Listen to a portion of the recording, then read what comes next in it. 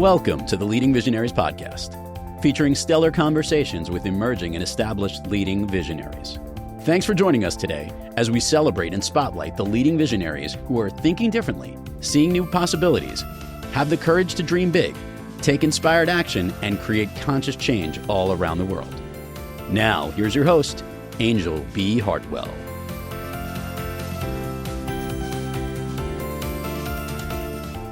Welcome to another episode of the Leading Visionaries podcast, where we celebrate the ingenious, insightful, innovative, and inspired leading visionaries of our time and provide our listeners with world-class examples of the kind of courage, clarity, and confidence it takes to bring visions to life. This is your host, Anjel B. Hartwell, and today we welcome our special guest, Anthony Coppedge. Anthony leads the vision for how business agility is infused in digital sales at IBM. He relishes the chance to sabotage mediocrity. He fuels his heart by mentoring, writing, teaching, and coaching a variety of audiences. He started applying agile values and principles from software development to marketing in 2009 at a software company and has been iterating and learning for the past 15 years how to reframe the dynamic between marketing, sales, and product management. And I have to say, before we jump right into this interview, is that Anthony has already demonstrated agility because we had all kinds of technical issues. So welcome to the show, Anthony. Thank you so much for your patience. You are, of course, welcome, Anjel. All right. Beautiful. Well, I want to start our time together, Anthony, because this show is called Leading Visionaries. I want to start our time together talking about your leadership. And I'm curious about whether or not you were always a leader. Were you a leader as a child?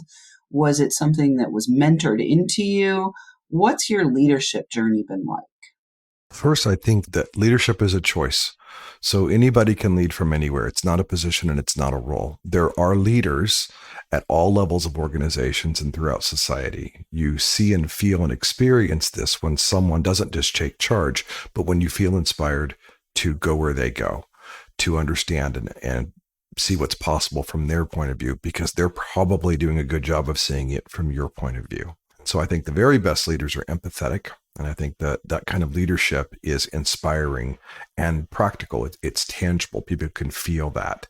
And so for me, that journey has been learning what it means to be fully who I am, which includes leadership and being comfortable in my own skin, coming past the childhood traumas of a very rough childhood and having to work past the lies that I used to believe to replace that with truth of who am I and what does that look like. And during that journey, leadership went from distinguishing it between the things that someone did in a role, or especially management, and actually being a leader, which is someone that people would choose to follow, to choose to go on a journey with. And that is what I lean into heavily now as a servant leader. I want to serve others well, and I want to do that in a way that makes them successful, not just myself successful. So it's primarily to give, not to get. Beautiful. I love that. Well, Anthony, I'm sure that you came up also in a culture where we've been in a change. I think we've been, over the last 40, 50 years, we've been in quite a transformation in the way we look at leaders, what we expect of leaders, what leaders are now expecting of themselves. And that change for some may have been incredibly difficult. Those leaders who had the expectation that people were just going to toe the line. I'd love to have you speak about what you've noticed in your career around how to kind of bring in a new way of leadership when there's some old, entrenched, traditional type leader types that are in the organization. And I would go back with the starting sentiment, this idea that leadership and management are not the same thing. So the leader is someone who sees what's possible and asks why not. And the manager is someone who sees what needs to be done and asks how soon, right? And how, maybe.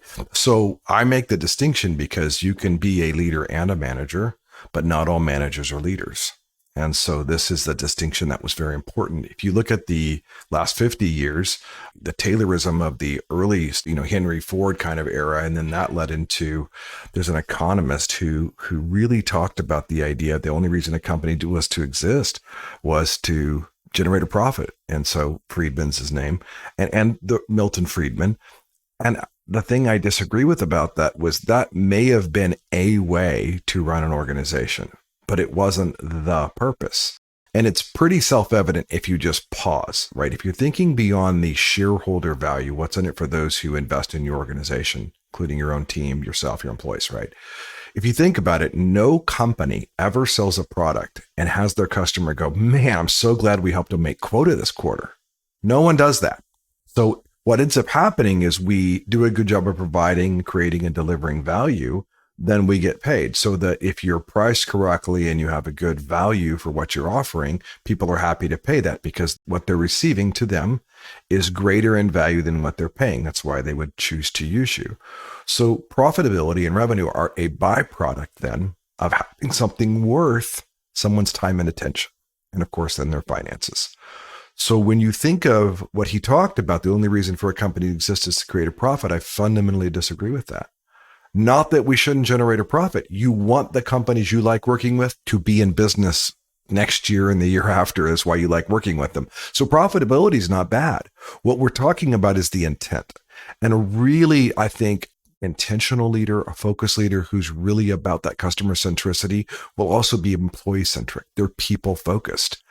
And because of that, they have what I would call a span of care, not a span of control. When you talked about, the toe the line, we would call that a command and control culture, mostly based out of a management belief, not a leadership belief. And so that type of management of inspect and get compliance can work to a point, but I would say it's always successful in spite of itself. It's never successful because of itself. Because at the root of that is not trust, there's fear. People are afraid to make a bad decision, afraid to make a mistake, afraid to risk too much, afraid to push back, afraid to challenge. When fear is used, fear is actually a really good short-term motivator, but it is a terrible long-term master. So if you really want to shift, you have to look at the change you're talking about. And I would call it in the last 20 or 30 years has been this shift to a much more people focused. You might call it more squishy or more loving, but it's the idea of, hey, we really value who you are more than what you do. I want to help grow you inside this organization and then even beyond if that's your desire, because I want the best for you. And while you're here, if I'm giving you my best for you, my hope is that you'll give the best for us and we'll benefit from that as an organization. But it's that mindset that is so very different in today's most effective leaders because they're not looking at what's in it for them. They're looking at what's in it for you. And as a result, they will do well and the company will do well and the clients will be successful. But it really does, I think, revolve around that others mindset, that servant leadership mindset. Yeah, beautiful. Well, I love this idea of the span of care versus the span of control.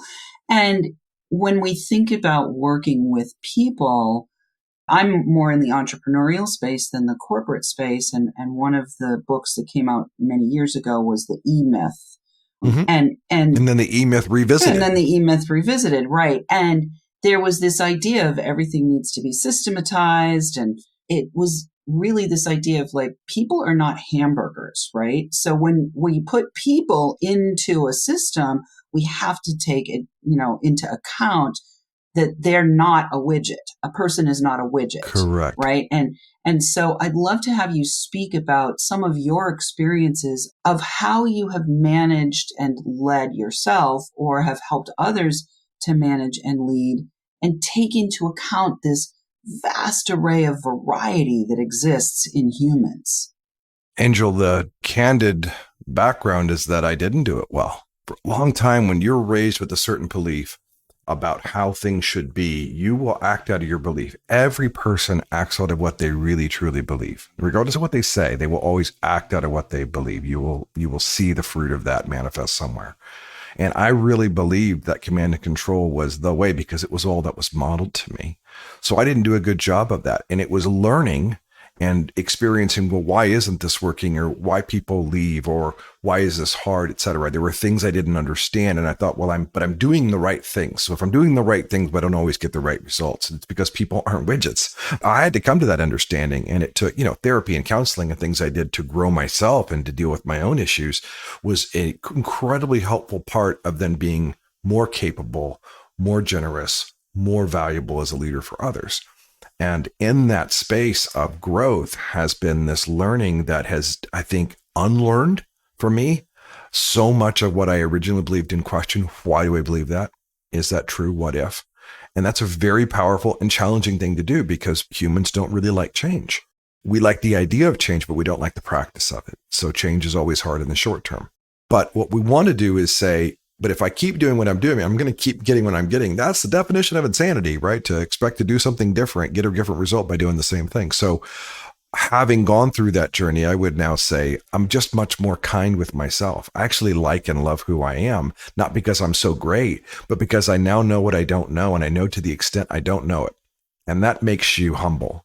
That really takes down things because no matter how smart or capable a person is, if you think you know, you are definitely wrong. So I would choose to serve others and say, well, I'm not exactly sure how we're going to do this, but let's go discover this together.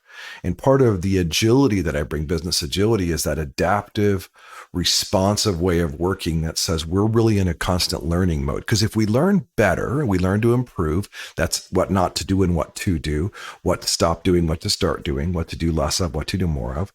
If we learn that, guess what? You begin to perform better. So you want the performance, great. Don't focus on the performance. Performance on the ability to learn and apply the learnings and to do so either as a one person. I've run my own business. I've been the one person shop, chief cook and bottle washer. I've done it all. And I've worked here like at IBM where I have a huge span of care with people in 13 different cities across the globe in every time zone almost. So it's really great for me to be able to apply that entrepreneurship mindset and say, how can I help you own what you're doing and the way you do it? Because that ownership mindset doesn't exist only for an entrepreneur. It exists for anybody who believes that you want to focus more on creating value than on delivering an output.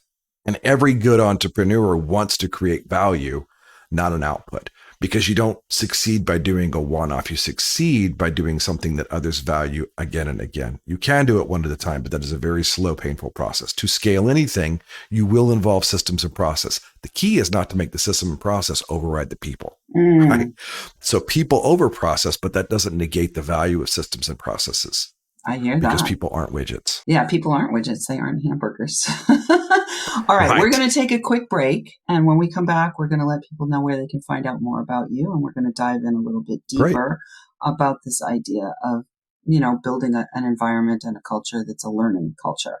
But right now, listeners, are you a leading visionary or in the role of leading other visionaries? Consider joining our community and sharing your feedback and takeaways from each episode.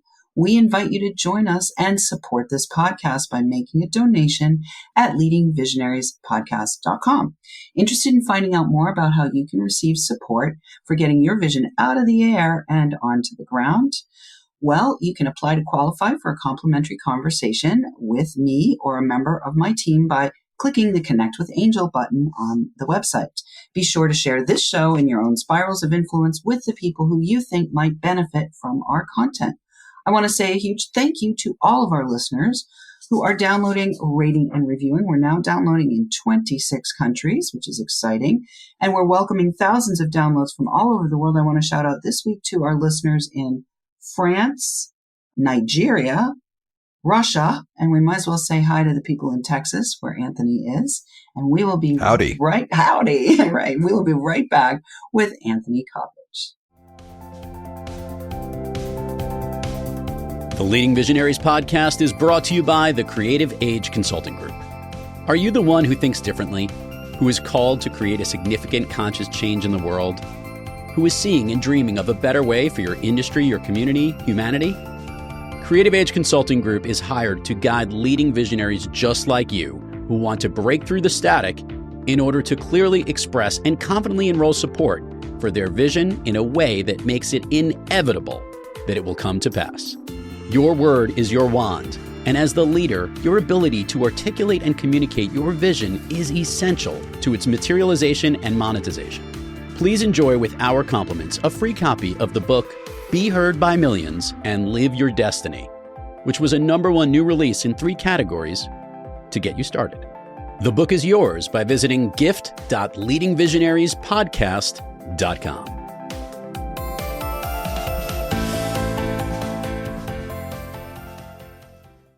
And we are back with Anthony Coppedge. Before we went to the break, I told you I'd let you know where you can find out more about him. We're going to give you his LinkedIn profile link in the show notes. You can find him there on LinkedIn. That's the spot where he most enjoys engaging. So you can just check that out in the show notes if you want to reach out to him. Before we went to the break, you were talking about learning and adaptation. And one of the things that I found interesting about the first half of our conversation there, Anthony, is that there's this invitation to be curious, right? And, absolutely. And it seems to me like in the industrial era, there was a lot of removing curiosity and removing critical thinking through the education system. So how do we help everyone, the leaders, the managers, the team members, the clients, customers, how do we help everyone to become more curious and more aligned with the truth that nobody knows, none of us know.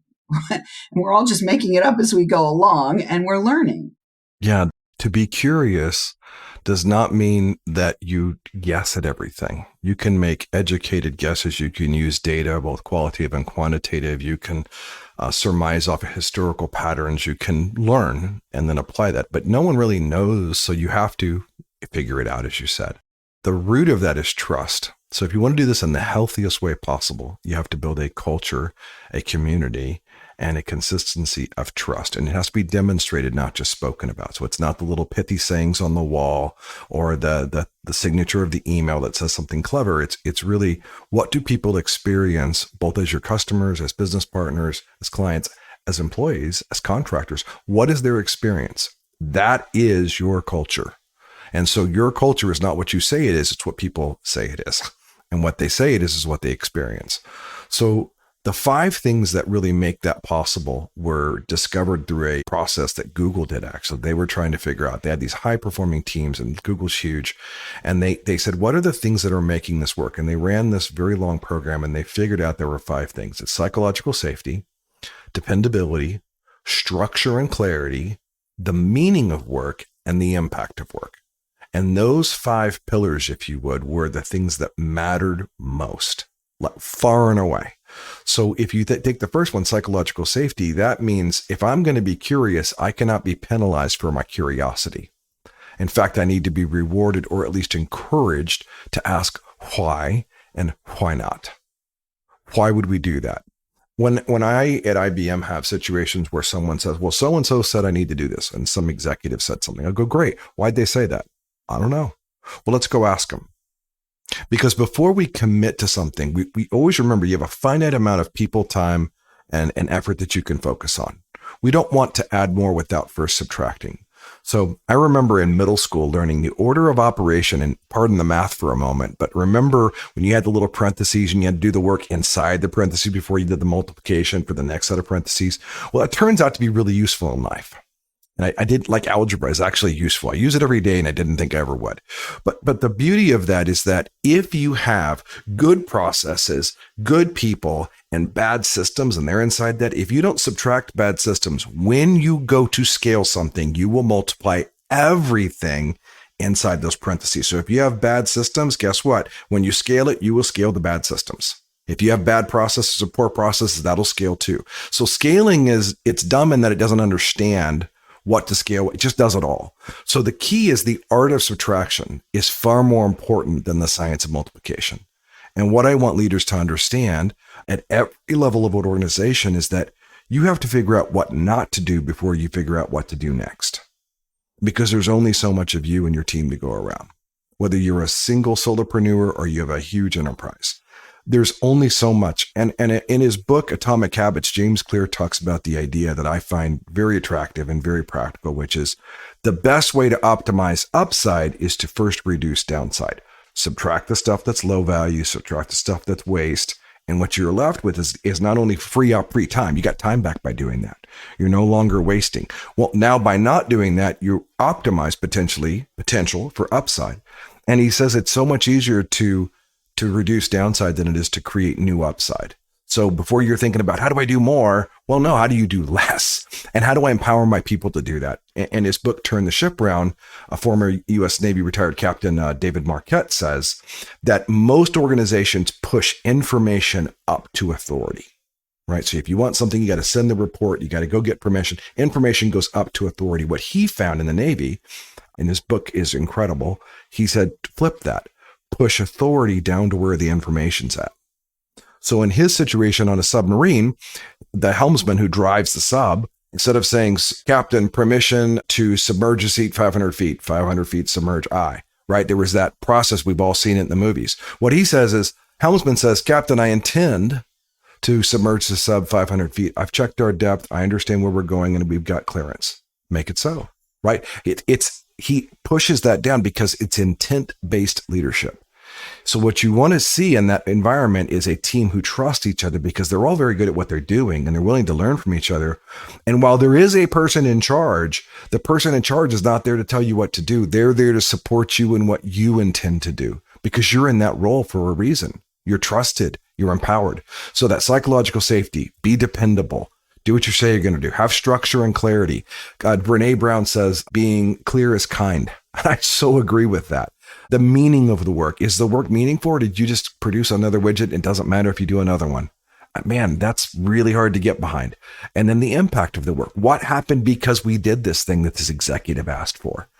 I have a fun story for that'll help, which is this. I once had a team that I first came into the company, and it was to apply agility in a marketing area. How do we become responsive and adaptable and get faster turns on the market? How do we do that better? Because they weren't great at it.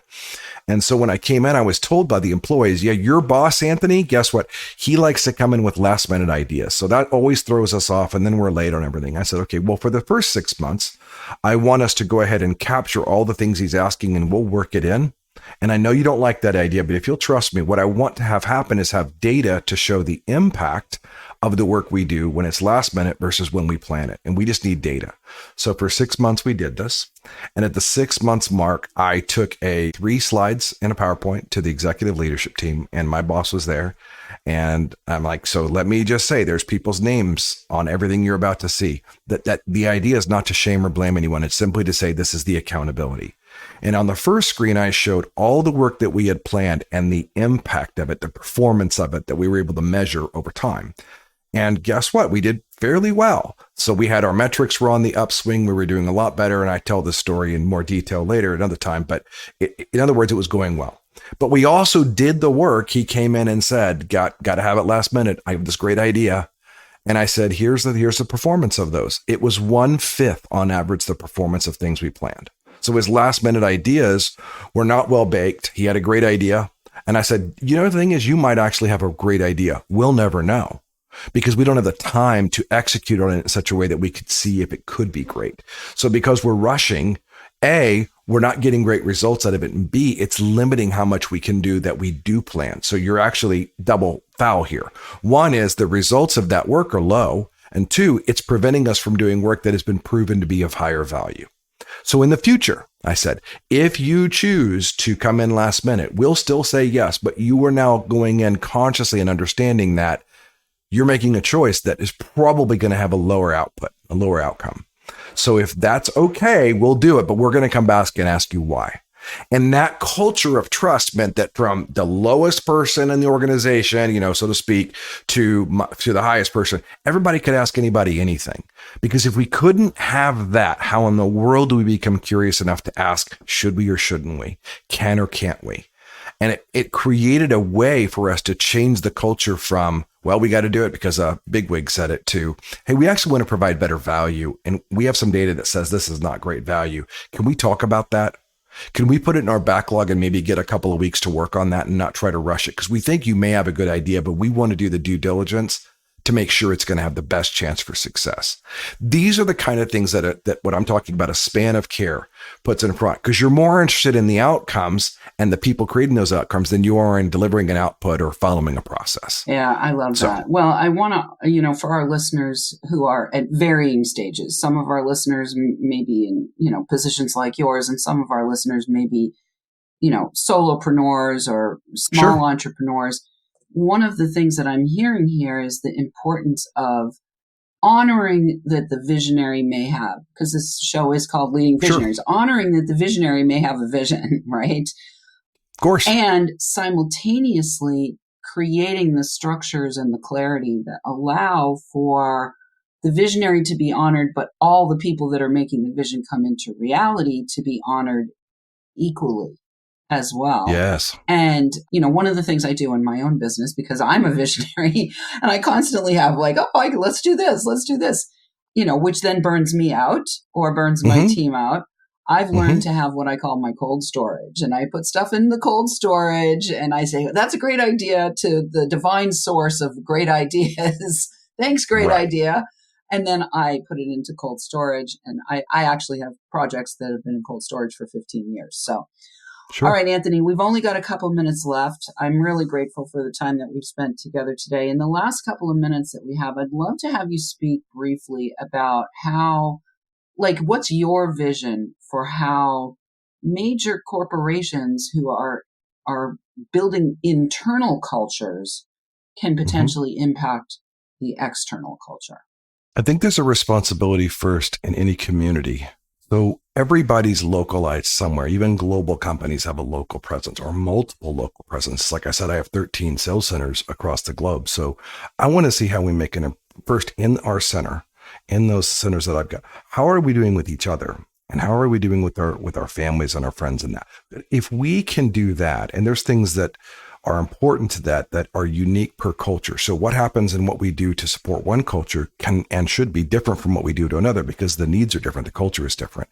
So I think if you want to make an impact, it starts with your family, then your friends, then your neighbors, then your community, then your locale, then your region, then your country, then the world, right? So I think being a good steward has a lot to do with how well you do that in a localized way first. And if you do that well localized, then you can have the ability to spread and grow that. But I think you have to start small and intentional. But the key is absolutely be true to the cultures you're in. Don't impose your culture on them. Beautiful. I love it. Well, thank you so much. And so much for your agility today. I'm going to say thank you again to our listeners as well. Listeners, we do love feedback. Please let us know what you think of this show by joining our community, sharing your takeaways, asking questions, or submitting guest suggestions. You can weave your visionary thread into our fabric by opting in on our website at leadingvisionariespodcast.com or by interacting with us on social. Look for the handle at Leading Visionaries Podcast on all the major platforms. Thanks for tuning in. Keep your eyes, ears, and hearts open. And remember, you are here to create conscious change. Thanks for tuning in, downloading, and listening. Be sure to rate and review Leading Visionaries on Apple Podcasts and share with other people you know who can benefit from today's episode. Leading Visionaries is the premier podcast series for informing, activating, and inspiring the leading visionaries who are called to create conscious change and know that now is the best time to welcome wealth and cultivate a web of collaborative support to bring their vision to life. We invite your feedback and guest suggestions and invite you to subscribe to our mailing list to be notified of new episodes at leadingvisionariespodcast.com.